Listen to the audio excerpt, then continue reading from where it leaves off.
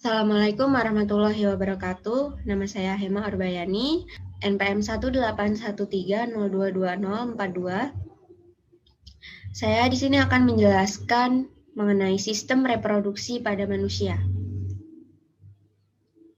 Untuk poin-poin yang akan saya jelaskan pada kali ini, yaitu yang pertama pembelahan sel, kemudian struktur dan fungsi sistem reproduksi pada manusia, kemudian penyakit pada sistem reproduksi manusia.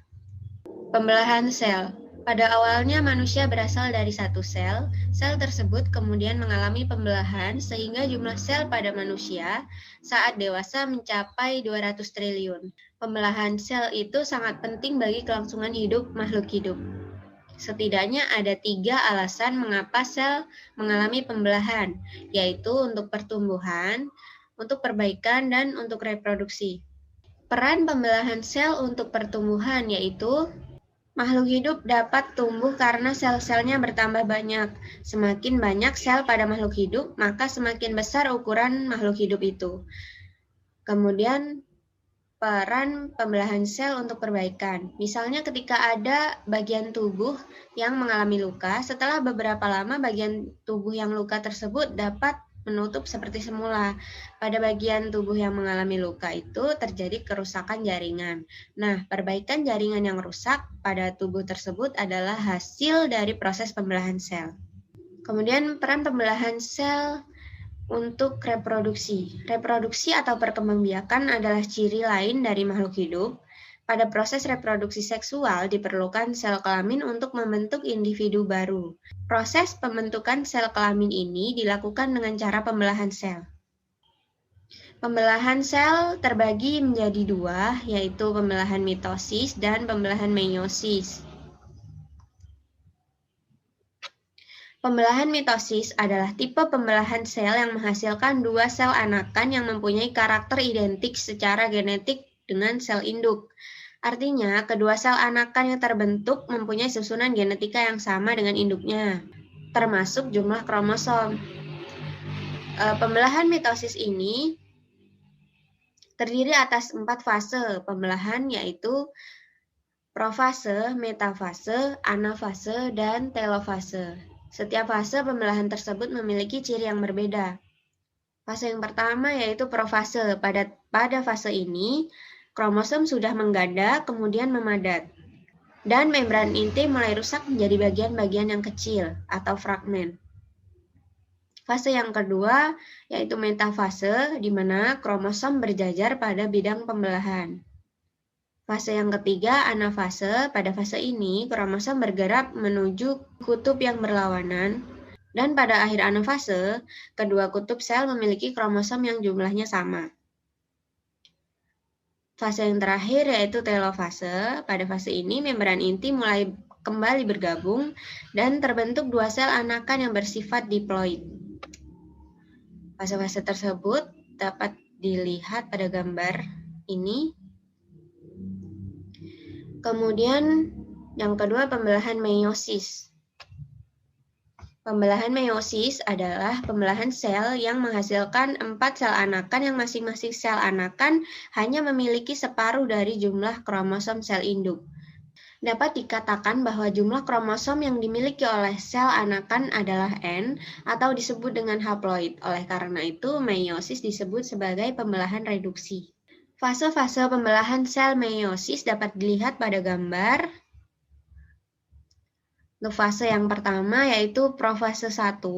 Pada fase ini membran inti mulai rusak menjadi bagian-bagian kecil. Dan kromosom sudah mengganda kemudian memadat. Fase yang kedua metafase 1, di mana kromosom berjajar pada bidang pembelahan. Kemudian anafase 1, kromosom bergerak menuju ke kutub-kutub yang berlawanan. Kemudian fase telofase 1, pada fase ini kromosom homolog memisah dan bergerak ke kutub-kutub yang berlawanan. Kemudian membran inti mulai terbentuk kembali dan terbentuk 2 sel anakan yang bersifat haploid.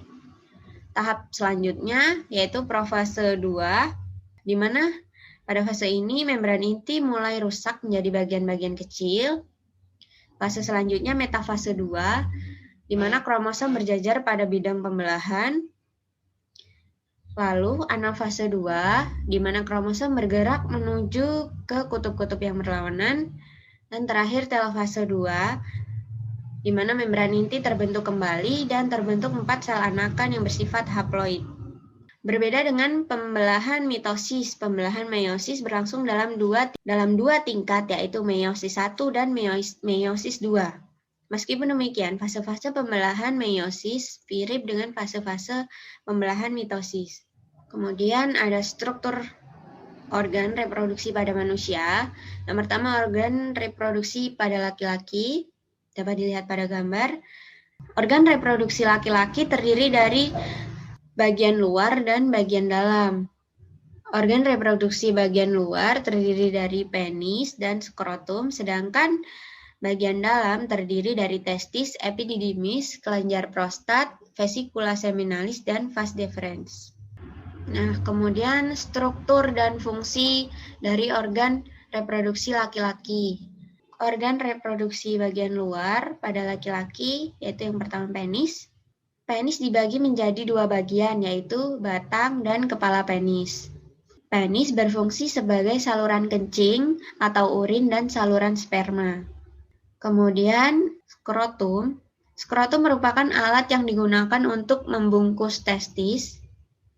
Fungsi dari skrotum ini adalah memberi ruang untuk testis agar dapat bergerak, baik bergerak menjauhi tubuh maupun bergerak mendekati tubuh, dan mengatur suhu pada testis agar tetap terjaga, yaitu dengan memberikan lingkungan pada testis yang memiliki suhu dingin antara 1-8 derajat Celcius, lebih dingin bila dibandingkan dengan suhu pada tubuh. Kemudian organ reproduksi bagian dalam pada laki-laki, yaitu testis. Testis merupakan organ kecil yang diameternya sekitar 5 cm, bagian yang bentuknya bulat telur yang tersimpan dalam skrotum dan berfungsi untuk memproduksi sperma dan hormon testosteron. Kemudian epididymis, yaitu saluran yang keluar dari testis yang berbentuk seperti tanda koma dengan ukuran kurang lebih 4 cm dan berfungsi sebagai tempat penyimpanan sperma sementara. Kemudian vas deferens, yaitu saluran panjang yang mengarah ke atas dan merupakan lanjutan dari epididymis, berfungsi untuk menghubungkan epididymis dan uretra. Lalu uretra adalah saluran yang terdapat dalam penis, merupakan akhir dari saluran reproduksi yang berfungsi sebagai saluran keluarnya sperma dan urin. Lalu kelenjar vesikula seminalis, yaitu bagian yang berbentuk seperti kantong kecil berukuran kurang lebih 5 cm yang terletak di belakang kantong kemih. Kelenjar ini berfungsi menghasilkan zat-zat yang diperlukan untuk perkembangan sperma. Lalu kelenjar prostat, yaitu bagian yang berbentuk seperti kue donat yang terletak di bawah kantong kemih yang berfungsi untuk menghasilkan cairan bersifat asam.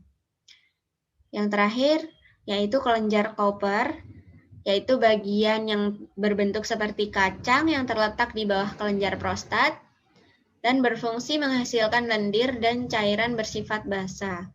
Kemudian spermatogenesis. Spermatogenesis adalah proses pembentukan sperma. Pembentukan sel sperma terjadi di dalam tubulus seminiferus. Kata tubulus berarti saluran-saluran, sedangkan kata seminiferus berasal dari kata semen yang artinya sperma. Tahapan proses spermatogenesis secara berurutan adalah dimulai di dalam testis, tepatnya pada sistem tabung kecil yang bernama tubulus seminiferus. Dapat dilihat pada gambar. Sel awal sperma yang berbentuk lingkaran berkembang hingga berbentuk seperti kecebong. Setelah itu, sperma akan pindah ke epididymis untuk disimpan sementara.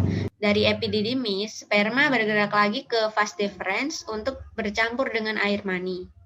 Selanjutnya, organ reproduksi wanita. Sama seperti organ reproduksi laki-laki, organ reproduksi wanita ini terdiri dari bagian luar dan bagian dalam. Alat reproduksi luar pada wanita yaitu labia mayora, labia minora, mons pubis, klitoris, dan vestibulum. Alat reproduksi dalam pada wanita yaitu ovarium, oviduk, uterus, vagina. Kemudian struktur dan fungsi organ reproduksi pada wanita.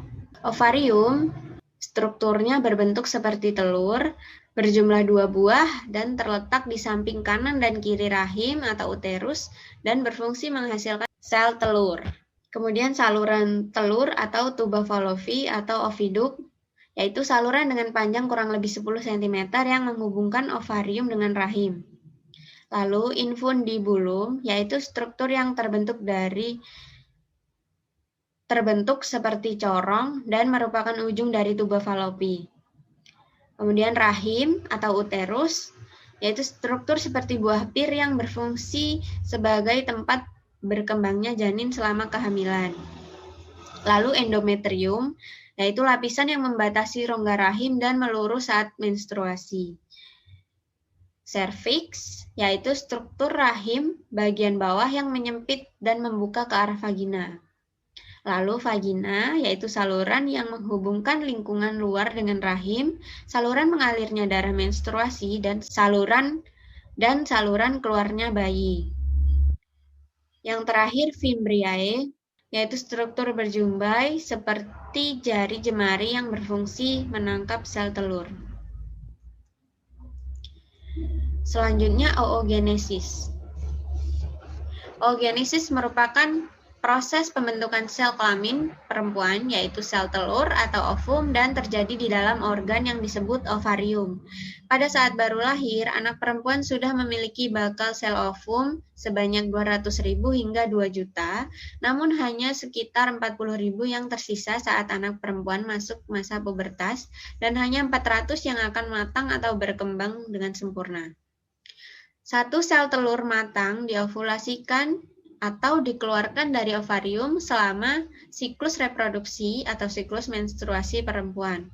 Proses oogenesis atau proses pembentukan dan pematangan sel telur terjadi pada masa pubertas. Sel telur yang sudah matang tersebut akan dilepaskan oleh indung telur ke saluran telur atau tuba fallopi. Jika berhasil dibuahi oleh sperma, sel telur akan menetap di tuba fallopi dan menempel di dinding rahim. Bila tidak, sel telur akan dikeluarkan dari dalam rahim bersamaan dengan darah dan lapisan dalam rahim kira-kira setiap sebulan sekali, mengikuti siklus menstruasi. Selanjutnya, penyakit pada alat reproduksi. Yang pertama yaitu HIV atau AIDS. Penyakit AIDS ini adalah penyakit yang disebabkan oleh HIV atau Human Immunodeficiency Virus yang menyerang sistem imunitas atau kekebalan tubuh penderita. Saat ini penyakit yang disebabkan oleh HIV ini lebih dikenal dengan istilah AIDS atau Acquired Immunodeficiency Syndrome. Kemudian gonore.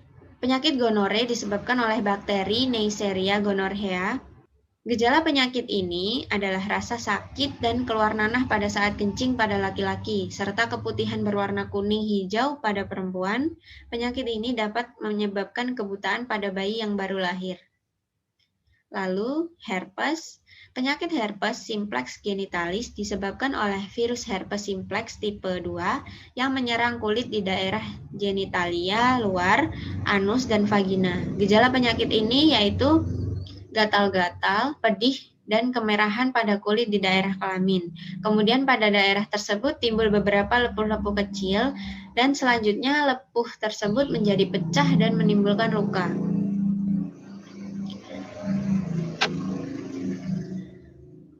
Yang terakhir, upaya mencegah penyakit pada alat reproduksi.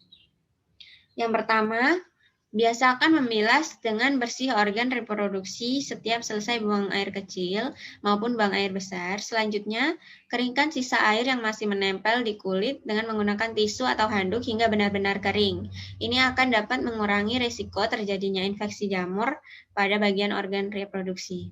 Yang kedua, rajin berolahraga dan banyak mengonsumsi buah dan sayur. Selain bermanfaat bagi kesehatan, olahraga juga dapat mencegah terjadinya infeksi organ reproduksi oleh jamur.